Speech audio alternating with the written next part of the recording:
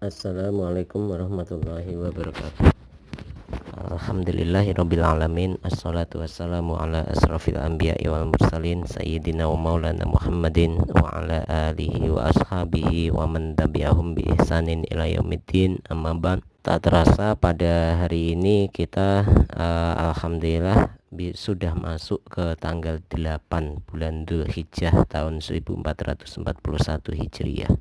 Memang di tanggal 8 ini yang dikenal sebagai hari Tarwiyah atau hari ragu-ragu, di mana waktu itu ini untuk memperingati Nabi Ibrahim yang mendapatkan perintah dari Allah Subhanahu wa taala untuk menyembelih putranya yaitu Nabi Ismail alaihi salam, itu merasa ragu-ragu.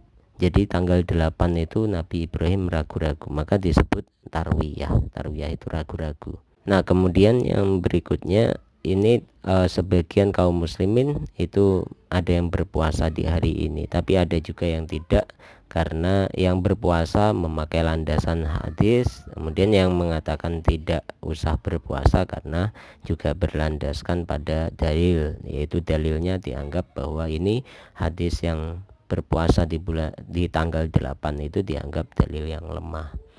Tapi walaupun begitu nggak masalah. Kenapa?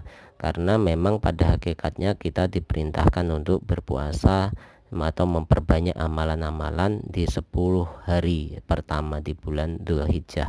Nah, salah satu amalan yang disukai oleh Allah itu adalah berpuasa. Jadi kalau mau puasa dibanyak-banyakin, harusnya dari tanggal 1 sampai tanggal 9 besok. Nah, Dzulhijjah itu adalah salah satu dari bulan-bulan haram, yaitu bulan-bulan yang dimuliakan oleh Allah, yaitu antara lain Dzulqa'dah, Dzulhijjah, Muharram, dan Rajab. Disebut sebagai bulan haram karena ini bulan yang dimuliakan. Di dalam budaya Arab di masa lalu tidak diperbolehkan perang di bulan-bulan haram ini. Dan ini pun sesuai dengan firman Allah dalam Al-Quran surat Al-Baqarah ayat 217. Nah, kemudian perintah untuk larangan perang ini kemudian dihapuskan oleh Allah berdasarkan firman Allah dalam Quran surat At-Taubah ayat 36. Dan ini adalah bulan yang mulia karena memang Rasulullah bersabda, jadi penghulu atau imamnya atau pemimpinnya bulan-bulan itu adalah bulan Ramadan. Sedangkan yang paling utama kemuliaannya itu adalah Dzulhijjah. Hadis riwayat dari Abu Sa'id Al-Khudri. Kemudian juga dari sahabat Jabir tentang kemuliaan 10 hari awal Dzulhijjah, Rasulullah bersabda, jadi hari-hari di dunia ini yang paling utama adalah hari-hari 10 awal bulan Dzulhijjah. Berarti Dzulhijjah ini luar biasa. Mengapa? Karena memang Dzulhijjah ini ada ibadah-ibadah di bulan Dzulhijjah yang tidak didapati di bulan lainnya. Ini khusus hanya ada di bulan Dzulhijjah. Antara lain ibadah haji, ibadah penyembelihan kurban, kemudian salat Idul Adha. Juga ketika haji ini memang mayoritas amalan haji itu dikerjakan di bulan Dzulhijjah ini. Misalnya ada wukuf di Arafah, mabit di Muzdalifah maupun di Mina, kemudian lempar jumroh dan seterusnya. Dan semoga kita semua benar-benar bisa disampaikan oleh Allah Subhanahu wa taala ke ibadah haji ya. Semoga kita semua bisa haji semuanya saja, keluarga semuanya. Amin ya rabbal alamin. Nah, kembali ke amaliyahnya, ketika kita beramal soleh diperbanyak ya. Sholat jangan yang wajib-wajib terus, yang sunnah-sunnahnya diperbanyak. Kemudian sodakohnya, baca Al-Qur'annya, zikirnya, puasanya, amalan-amalan lainnya, itu semuanya diperbanyak. Karena apa? Karena memang disukai oleh Allah. Sampai-sampai ini pernah Rasulullah ditanya, jadi ketika Rasulullah pernah mengatakan gini, tidak ada satu amal soleh yang lebih dicintai oleh Allah yang melebihi amal soleh yang dilakukan pada hari-hari ini, yaitu 10 hari pertama bulan Dzulhijjah.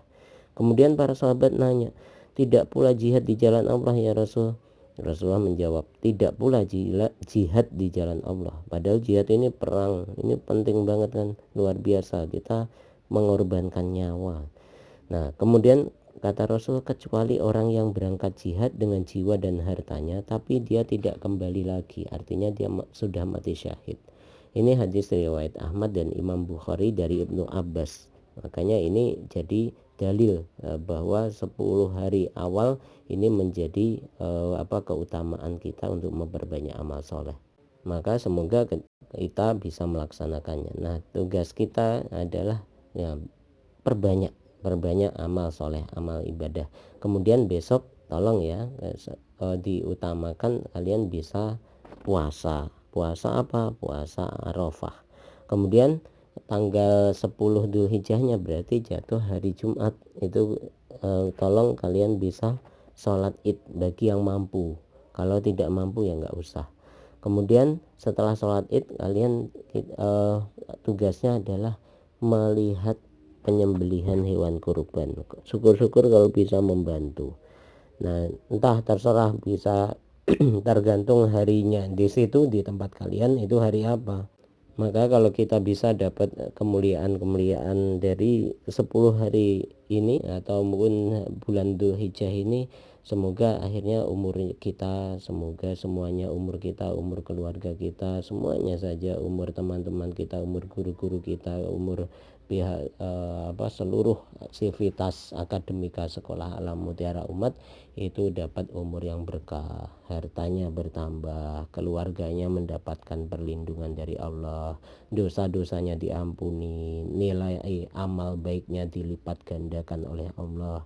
Semoga mendapatkan kemudahan menjelang kematian kita nanti. Semoga mendapatkan cahaya yang terang di alam kubur, di mana orang-orang lain itu dalam kondisi gelap gulita penuh siksaan. Kita tidak, kita dapat cahaya terang di alam kubur, kita tidak mendapatkan siksaan. Kemudian nanti saat ditimbang amal kebaikannya di yaumul hisab, semoga amal kebaikan kita diberi berat yang lebih oleh Allah Subhanahu wa taala, dan kemudian kita semoga saja bisa selamat dari siksa neraka, dan kemudian kita bisa mendapatkan derajat tinggi oleh Allah Subhanahu wa taala, bertemu dengan Allah di surganya. Allahumma amin. Jadi benar ya, ingat sekali lagi besok puasa tanggal 9 Dzulhijjah. Karena apa? Puasa ini, puasa 9 Dzulhijjah atau puasa Arafah ini menempati urutan pertama puasa sunnah. Ya, ini merupakan hari yang paling utama, hari Arafah ini. Kemudian setelah itu besoknya tanggal 10 Dzulhijjah sholat id kalau mampu. Kemudian setelah itu ikuti penyembelihan kurban. Oke, siap. Mungkin begitu dulu dari Pak Syam, kurang lebihnya Pak Syam mohon maaf.